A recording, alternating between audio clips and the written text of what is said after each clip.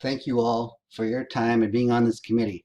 I was on this committee for quite a few years and found it fascinating. So let me try to be clear. So this is what we're looking for 2021 is the presentation now for hiring for 2022, of course. So why the need? I've only got a few minutes, so let me get right to the point. What are we all about? So CTE, Career Technical Education, and CSIS.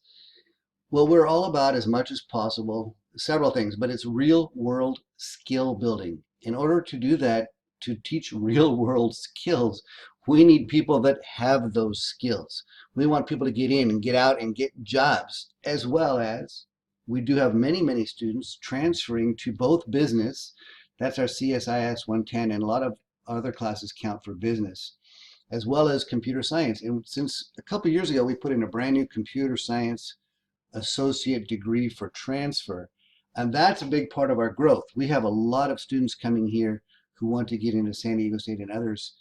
And we have had a lot of new classes for that too. That was a lot of work, and we need to thank Dia Seves and a few others for having put that in place. But what we need is current and future skill sets on our staff. Some of you were on this committee last year, and you may recall CSIS was ranked #1 across the entire campus. And 2 years ago, we were ranked #3, and we were in process of hiring. And since that time, we had 5 when we applied last year. Since then, we did have a retirement of a full-time faculty. So even though we were ranked #3, then last year #1, then we still have one less full-time employee. So across campus, we had the lowest percentage of classes taught by full-time faculty.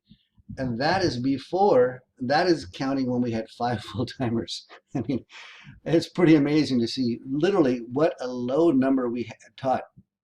Now, one of our faculties was the distance ed coordinator, so she wasn't teaching many of these classes anyway. But still, we were very low in terms of what we have, as taught by full-timers. We have a lot of our classes. We have 26 adjunct at this time. So where do we want to grow? There's so many things we can do. We've literally added in the last few years classes in Python. And then there's a lot we've been adding in the area of cybersecurity. And as you all know, that is absolutely changing and changing fast. Smartphone apps, Internet of Things. We just put in a brand new program, just a certificate of achievement in programmable logic circuit control boards, PLCs.